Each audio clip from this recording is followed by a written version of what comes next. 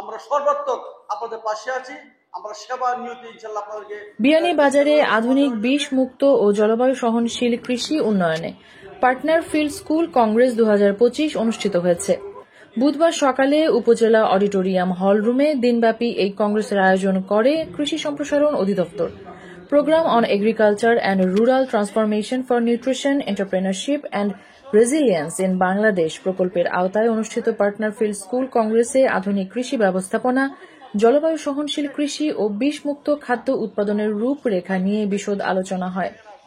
বিয়ানীবাজার উপজেলা নির্বাহী কর্মকর্তা গোলাম মোস্তফা মুন্নার সভাপতিত্বে অনুষ্ঠানে প্রধান অতিথির বক্তব্য রাখেন সিলেট কৃষি সম্প্রসারণ অধিদপ্তরের উপপরিচালক মোস্তফা ইকবাল আজাদ। উপসহকারী কৃষি কর্মকর্তা শিপন আলী সঞ্চালনায় অনুষ্ঠানে বক্তব্য রাখেন উপজেলা কৃষি কর্মকর্তা মোহাম্মদ লোকমান হেকিম ও উপজেলা কৃষি সম্প্রসারণ কর্মকর্তা মোহাম্মদ কামরুজ্জামান।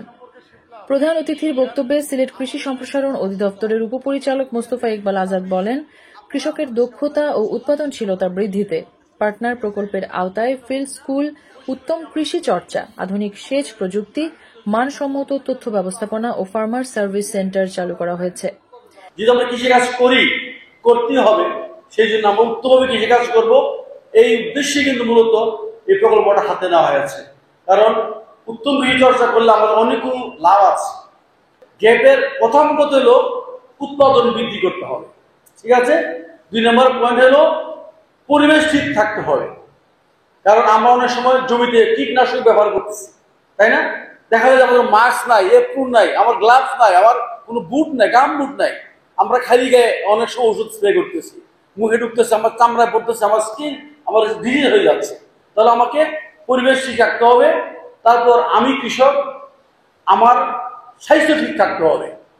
যদি আমি 4 বয়স্ক থেকে মারা যায় তাহলে কোনো দাম আছে? দাম নাই। তাহলে আমার স্বাস্থ্য সুরক্ষা লাগবে। 4 নম্বর পয়েন্ট হলো আমি যে ফসলটা ফলাবো ওইটার মার্কেট ভ্যালু পেতে হবে। উৎপাদন বৃদ্ধি করার পাশাপাশি যাতে মার্কেট ভ্যালু পাই সেই কাজটা করতে হবে। এই বছর দেখেন আমরা টমেটো অনেক উৎপাদন বেশি হয়েছে, বছর 5 টাকা, 2 টাকা, 3 টাকা কেউ নেয় না, ঠিক না? বাঁধাকপি নেয় না, গরু খাওয়াইছি, তাই না? ফুলকপি গরু খাওয়াইছি। অর্থাৎ কেন এটা হইলো? আমাদের কোনো প্ল্যান নাই। আমার 5টা জমি, একটাই দিব টমেটো, একটাই ফুলকপি, একটাই বাঁধাকপি, একটাই লাউ, একটাই অন্য শাক দিব। এ সময় কৃষকদের বিষমুক্ত সবজি উৎপাদন ও বিক্রিতে গুরুত্ব আরোপ করেন তিনি। বিকালে কীটনাশক দেয়, সকালে বাজারে নিয়ে আসে। আমি কিন্তু খাচ্ছি কীটনাশক, যদি খাবার খাচ্ছি। তো এই ক্ষেত্রে আমাদের কি করতে হবে? গ্যাপ শিক্ষা দেয়, আজকে ওষুধ দিচ্ছেন, কমপক্ষে 1 সপ্তাহ পরে মার্কেটে নিয়ে আসতে হবে, ঠিক না? যারা আমরা এখানে কৃষক আছি, অবশ্যই আপনি যদি ফসল বিক্রি করতে চান, তাহলে ফসল ন্যায্য মূল্য চান, তাহলে আপনাকে অবশ্যই আমাকে গ্যাপের নীতিমালা ফলো করতে হবে। আমি ওষুধ দিব আজকে, কমপক্ষে 1 সপ্তাহ পরে মার্কেটে নিয়ে আসবো। তাহলে আমার কি হবে? আমার যারা সবজি কিনে খাবে তাদের রূপ হবে না। 35, 70 জন কৃষক এখানে আসছেন। আমাদের বিয়ের অনেক কৃষক আছে না, তারা কিন্তু আজকে আসতে পারে না, তাই না? কিন্তু আমরা ভাগ্যবান, আমরা উদ্যোক্তা কৃষক, আমরা আদর্শ কৃষক। আমরা চাই আপনারা আপনাদের কাঙ্ক্ষিত যে ফসল আছে এগুলো ফলিয়ে আপনারা লাভ করবেন। লাভ করলে দেশের উন্নতি হবে, আপনার উন্নতি হবে। সভাপতির বক্তব্যে উপজেলা নির্বাহী কর্মকর্তা গোলাম মোস্তফা মুন্না বলেন, বাংলাদেশ বেশ কিছু খাদ্যশস্য উৎপাদনে স্বয়ংসম্পূর্ণতা অর্জন করেছে, যা কৃষকদের অক্লান্ত পরিশ্রমের ফসল। রাষ্ট্র স্বাধীন হয় 1971 সালে, তখন আমরা যে পরিমাণ জনসংখ্যা ছিলাম আমরা এখন প্রায় 3 গুণ। তারপরেও আমরা আলহামদুলিল্লাহ খাদ্যের মোটামুটি স্বয়ংসম্পূর্ণ।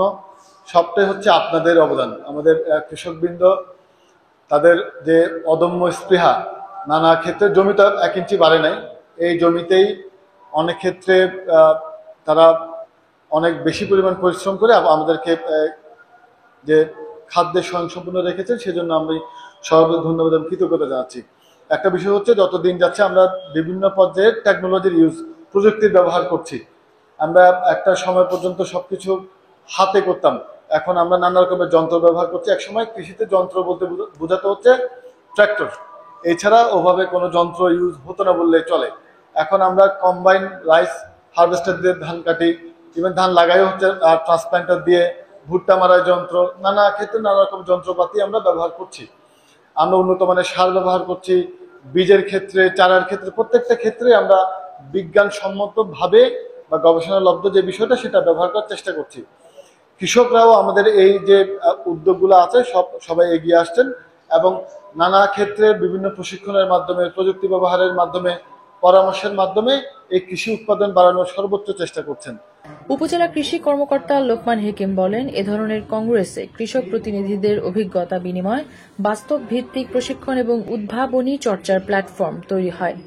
এই স্কুলগুলোতে মূলত কৃষক কিশোরীদের শেখানো হয়েছিল যে বিভিন্ন ধরনের প্রযুক্তি, অর্থাৎ কিভাবে তারা ধান চাষ করবে, সবজি চাষ করবে, কিভাবে কতটুকু সার দিবে, কতটুকু বালাইনাশক এবং কীটনাশক স্প্রে করবে সেই জিনিসটা। এবং আপনারা জানেন যে এখন বাংলাদেশ যেহেতু সবজিতে স্বয়ংসম্পন্ন এবং খাদ্য স্বয়ংসম্পন্ন, সারা বাংলাদেশ এখন কিন্তু বিশ্বের মধ্যে সবজি উৎপাদনে ৩য় অবস্থানে আছে।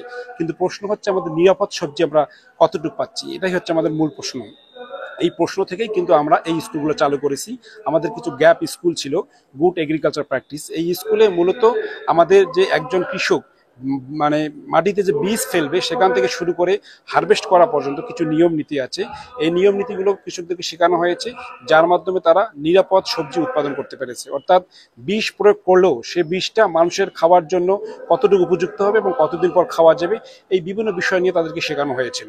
তো সেই স্কুলের আজকে প্রায় আমাদের এখানে 35 জন প্রশিক্ষণ কৃষক কিষাণী এসেছেন এবং আর 35 জন ছিল যারা এই স্কুলের কোনো শিক্ষার্থী ছিল না এবং যারা এই বিষয়গুলো নিয়ে জানতো না।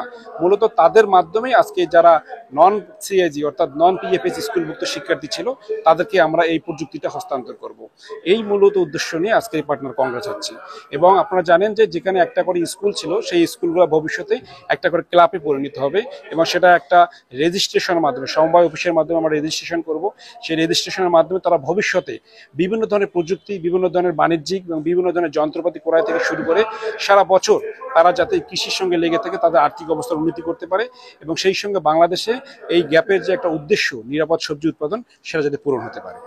কংগ্রেসের কৃষক প্রতিনিধি, উপজেলা কর্মকর্তাবৃন্দ এবং স্থানীয় গণমাধ্যম কর্মীরা অংশগ্রহণ করেন। মেহেরুন বিনতে ফেরদৌস, এবিটিভি।